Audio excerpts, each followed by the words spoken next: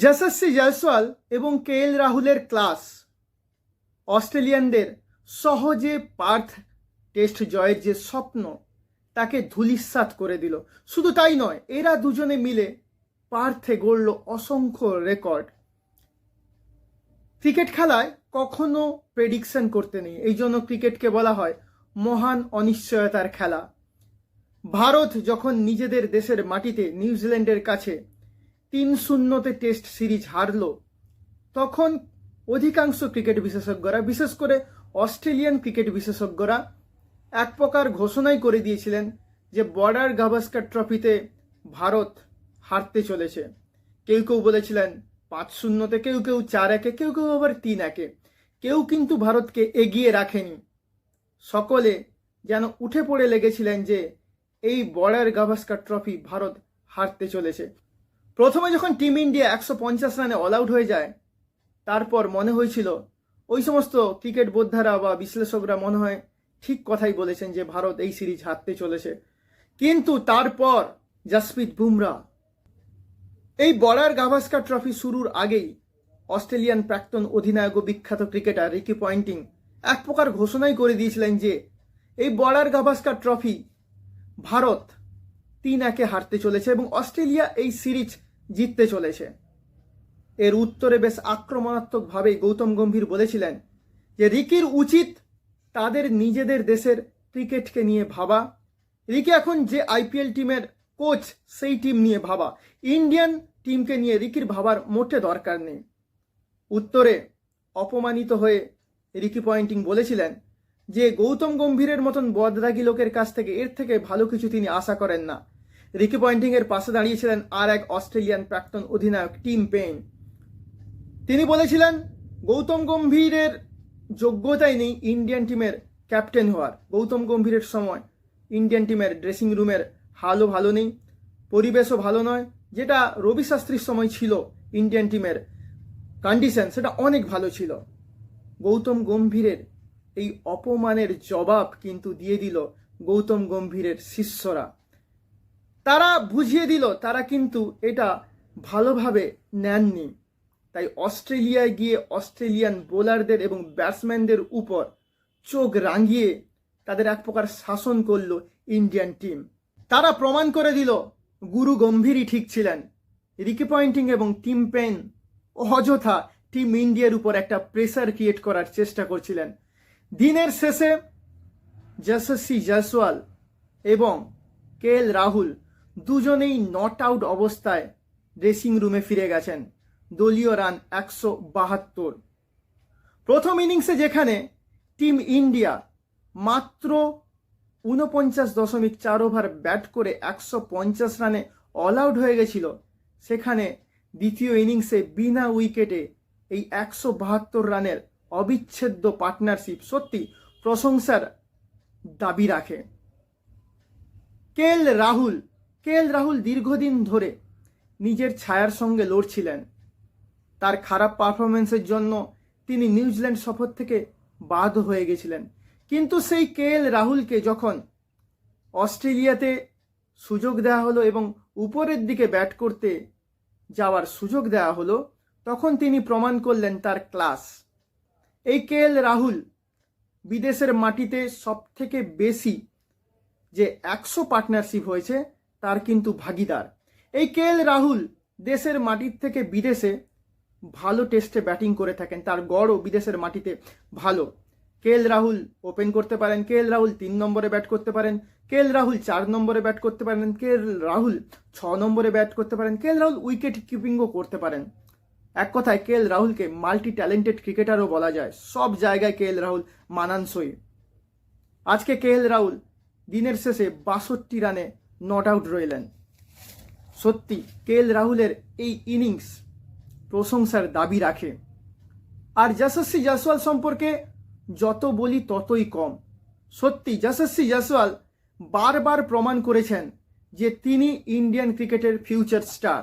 সব ধরনের ক্রিকেটেই তিনি সমান দক্ষতায় খেলেন। শুভমন গিল ভালো খেলেন, তার মধ্যেও ফিউচার স্টার হয়ে ওঠার একটা বিশাল সম্ভাবনা রয়েছে। কিন্তু যশস্বী জয়সওয়াল যেন একটা আলাদা লেভেলের।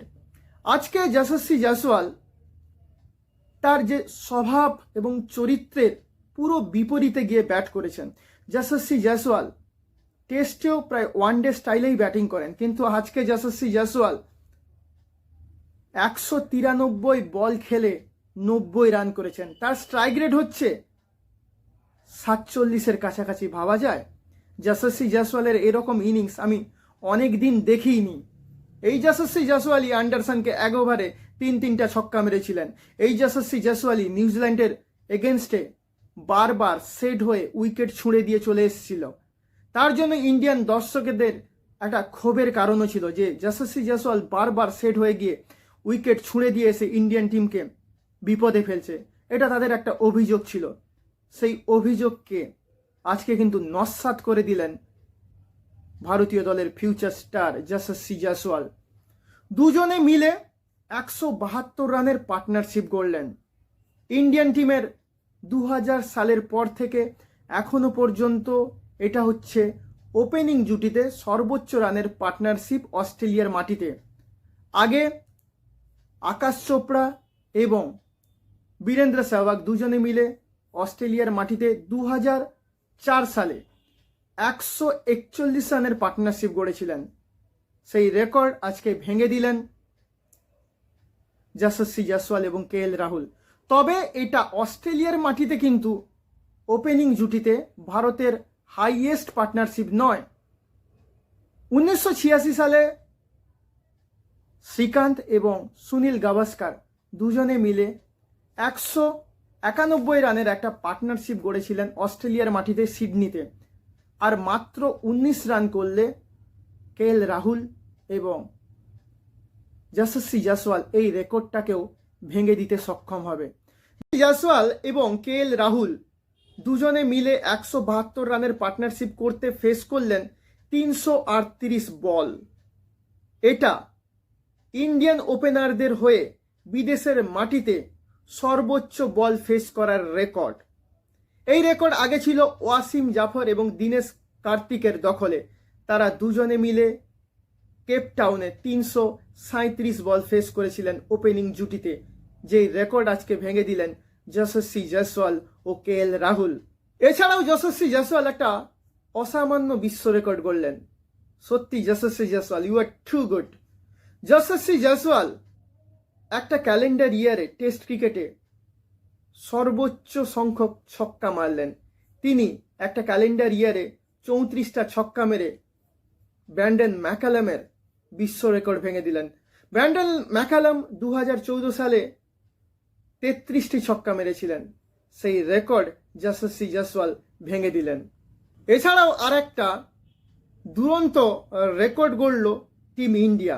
1986 সালের পর ভারতীয় দলের দুজন ওপেনার কখনোই অস্ট্রেলিয়ার মাটিতে একসঙ্গে হাফ সেঞ্চুরি করেনি, যেটা এবার করে দেখালেন KL রাহুল এবং যশস্বী জয়সওয়াল। অস্ট্রেলিয়ান বোলাররা এক কথায় আজকে পুরোপুরি ব্যর্থ। অস্ট্রেলিয়ার বিখ্যাত গর্বের বোলিং লাইন আপ আজকে ভারতীয় ব্যাটসম্যানদের কাছে এক প্রকার বিধ্বস্ত হয়ে গেছে। ভারতীয় ব্যাটসম্যানরা সারা দিন অস্ট্রেলিয়ার বোলারদের উপর চোখ রাঙিয়েছে। এখনো পর্যন্ত টিম ইন্ডিয়া অস্ট্রেলিয়ার এগেনস্টে এই টেস্টে 218 রানের লিড নিয়ে নিয়েছে। আজ দ্বিতীয় দিনের খেলা শেষ হলো, আরও 3 দিনের খেলা বাকি আছে। যদি টিম ইন্ডিয়া গতকাল সারাদিন ব্যাট করে এই লিগটাকে 450-500 কাছাকাছি নিয়ে চলে যায়, তাহলে ভারতের যা বোলিং লাইন আপ আছে এই টেস্ট অস্ট্রেলিয়ার জেতা এক কথায় মুশকিল হবে।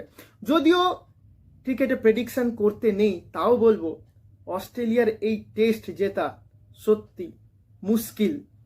যদি কোনো অসাধ্য সাধন অস্ট্রেলিয়া করতে পারে, যদি বিনা মেঘে বজ্রপাত হয় বা কোনো বড় অঘটন হয়, তবে অস্ট্রেলিয়া এই টেস্ট জিততে পারে।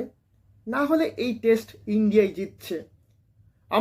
আমাদের আজকের এই ভিডিও যদি আপনাদের ভালো লেগে থাকে তাহলে অবশ্যই আমাদের চ্যানেলটাকে সাবস্ক্রাইব করবেন এবং আমাদের পাশে থাকবেন এবং সকলে ভীষণ ভীষণ ভালো থাকবেন।